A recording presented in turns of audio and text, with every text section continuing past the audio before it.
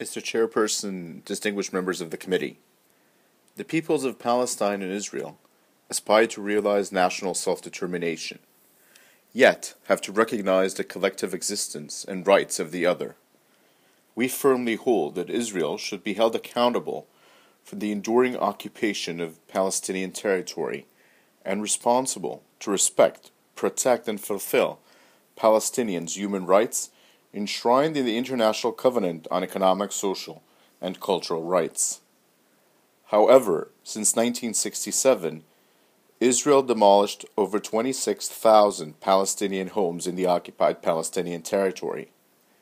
Taken against the background of Israel's systematic destruction of more than 500 Palestinian villages, towns, and urban neighborhoods in the 1948 war and after, and its ongoing policy of demolishing the homes of Palestinian citizens of Israel in the so-called unrecognized villages and neighborhoods, the picture that emerges is one of propagated ethnic displacement.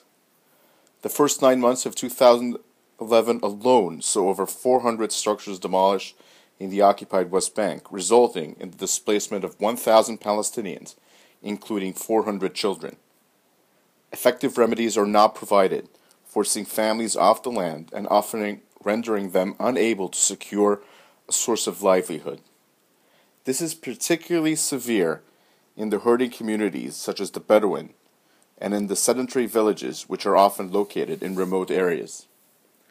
Mr. Chairperson, in the first 9 months of 2011, house demolitions and forced evictions in the Jordan Valley have increased fivefold in comparison with last year.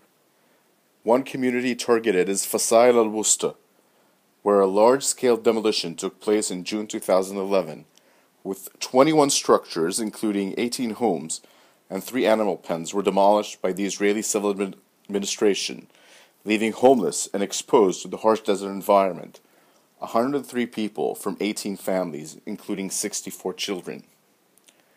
Such superfluously illegal policies are applied to yet another community at the Jerusalem periphery, where the Palestinian Bedouins of Khan al-Ahmar, a community constituted of 1948 refugees, face imminent displacement if the Israeli authorities demolish their homes and school as planned.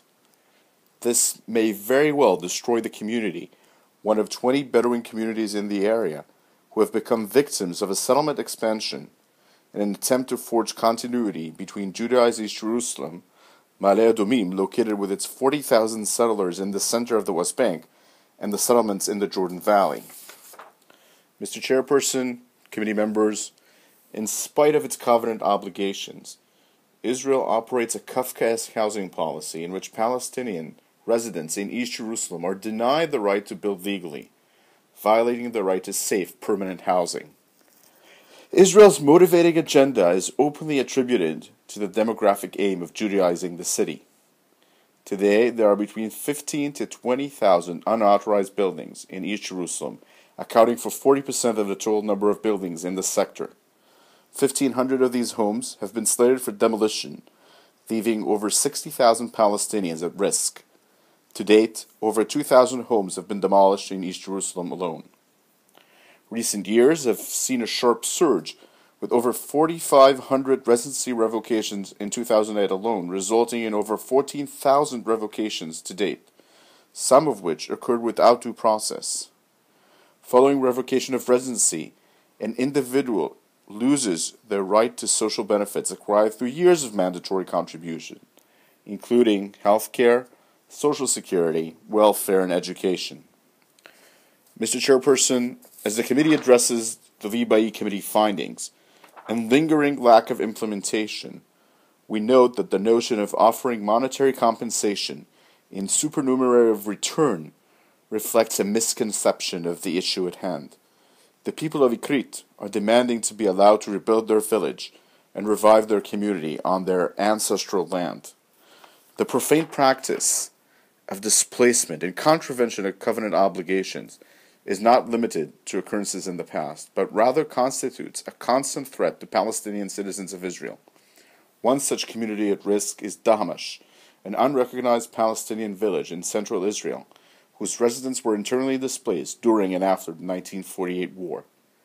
The village is denied recognition and its residents are deprived of essential services and infrastructure, allowing for an adequate standard of living. The people of Dahamish face constant fear of demolition and forced eviction, with no alternative housing or compensation assured by authorities. Mr. Chairperson, distinguished committee members, ICAD calls for an end to the occupation of the Palestinian territory and a prompt realization of Palestinians' right to self-determination and an immediate cessation of demolitions of Palestinians' houses, schools, and infrastructure.